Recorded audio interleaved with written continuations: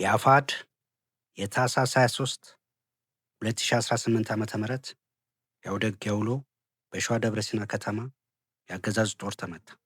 በጎንደር ጉና ሰኬት የደፈጣ ጥቃት ተፈጸመ።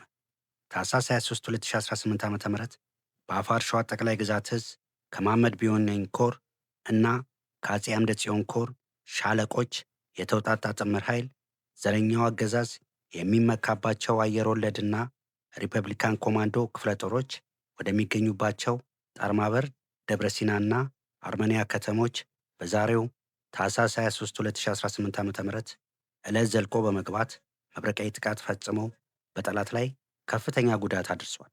ደብረ ሲና ከተማ የገባው ጀግናው ሰራዊታችን በቦርቸሌ ካምፕ ላይ መሽጎ የነበረውና ልዩ ትጥቅና ስልጠና አለው የሚባለውን አየር ወለድ ኮማንዶ ክፍለ ጦርን ሙትና ቁስለኛ አድርጎ ከተማዋን በጊዜያዊነት ተቆጣጥሯል። ጠላት በቀጠናው ያሰማራው ተጨማሪ 105ኛ አየር ወለድ ኤሊት ፎርስ ላይ ኪሳራ ማድረስ ተችሏል። ጀግኖቻችን የአገዛዙን ጦር ከደመሰሱ በኋላ ወታደራዊ ኮማንዶ በሰጠው ትዕዛዝ ከተማውን ለቀው ወደ ቀጣይ ግዳጃቸው ተንቀሳቅሰዋል።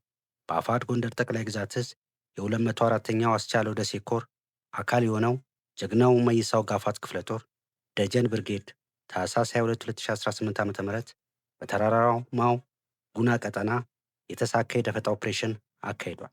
የአገዛዙ ጦር ከክምር ድንጋይና ከጋሳይ ከተሞች ተነስቶ ከሁለት አቅጣጫ የጀግናው መይሳው ጋፋት ክፍለ ጦር አካል የሆነውን ደጀን ብርጌድ ለማፈን ሙከራ አድርጎ የነበረ ሲሆን ጀግኖቻችን በሁለት የተለያዩ ቦታዎች ደፈጣ በመጣል በጠላት ላይ ባደረሱት ጉዳት 7 ወታደሮች ሙት ሲሆኑ ከ10 በላይ የሆኑት ደግሞ ቁስለኛ መሆናቸው ታውቋል።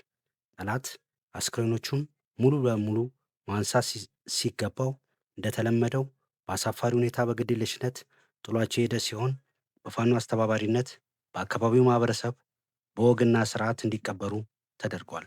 ትግሉ ተጠናክሮ ይቀጥላል። ክብርና ሞገስ ለሰማዕታት። ድል ለአፋድ እና የአማራ ፋኖ ሁሉ። ድል ለአማራ ህዝብ፣ ድል ለኢትዮጵያ ህዝብ። ታህሳስ 23 2018 ዓ.ም